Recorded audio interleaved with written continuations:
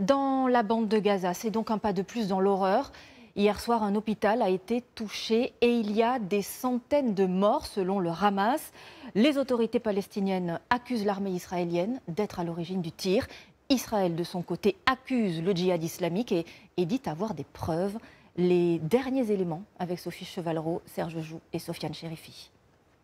Les Palestiniens découvrent ce matin les restes de l'hôpital de Gaza bombardé hier soir. Des débris et les corps des victimes.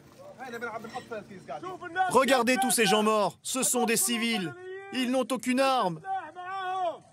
En plus des blessés pris en charge ici, des Palestiniens s'étaient massés dans la chapelle de cet hôpital chrétien ces derniers jours pour se mettre à l'abri des bombardements.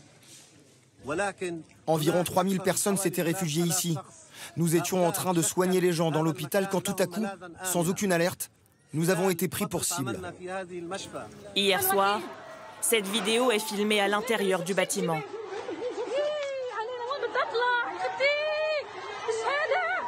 Ici, la cour de l'hôpital en feu. Immédiatement après, les blessés affluent. Des civils, hommes, femmes et enfants. Les autorités palestiniennes attribuent cette frappe à Israël. 500 personnes sont mortes selon le Hamas.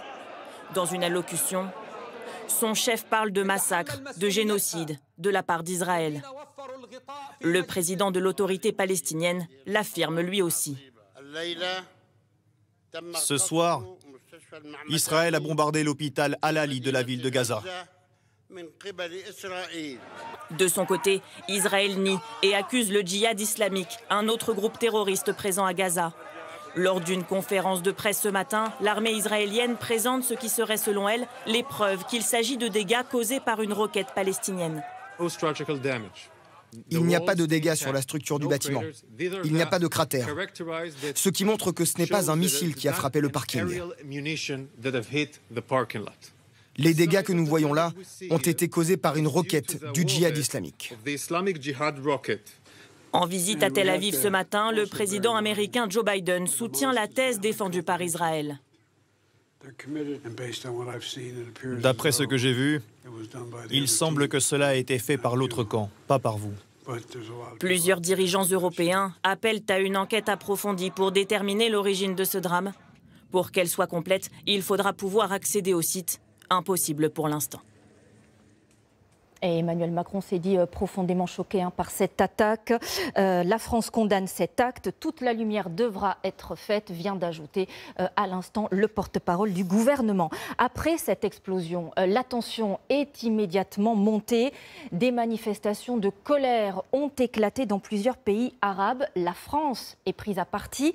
Des milliers de personnes se sont notamment rassemblées devant nos ambassades en Tunisie et en Iran. Henri Dreyfus et François-Xavier Ménage. Soir de colère à Tunis, hier, des milliers de Tunisiens manifestent devant l'ambassade de France. Ils dénoncent le soutien du pays à Israël.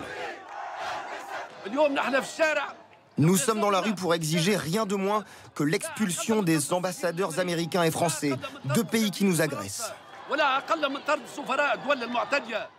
La vague de colère s'est propagée dans plusieurs capitales du monde musulman. À Téhéran, en Iran, ces manifestants dénoncent également les positions de la France et de la Grande-Bretagne. Le cortège s'est rassemblé symboliquement place de la Palestine avant de se diriger vers les ambassades des deux pays. Les Iraniens devraient aider les Palestiniens. Et si c'est nécessaire, on devrait même se battre à leur côté. Le président iranien a décrété une journée de deuil public aujourd'hui. Colère identique à Ramallah, en Cisjordanie. La manifestation a rapidement viré aux échauffourées entre Palestiniens. Certains protestataires réclamant le départ du président Mahmoud Abbas. Ce matin encore, ils sont des centaines à hurler leur colère, comme nous l'explique notre équipe sur place. Dans la foule, des centaines de manifestants qui tous ou presque apportent leur soutien au Hamas. Les magasins sont fermés, grève générale ici, dans les rues de Ramallah. On s'approche maintenant de la frontière avec Israël.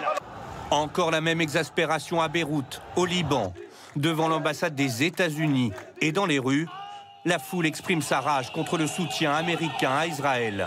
Les États-Unis recommandent ce matin à leurs ressortissants au Liban de quitter le pays.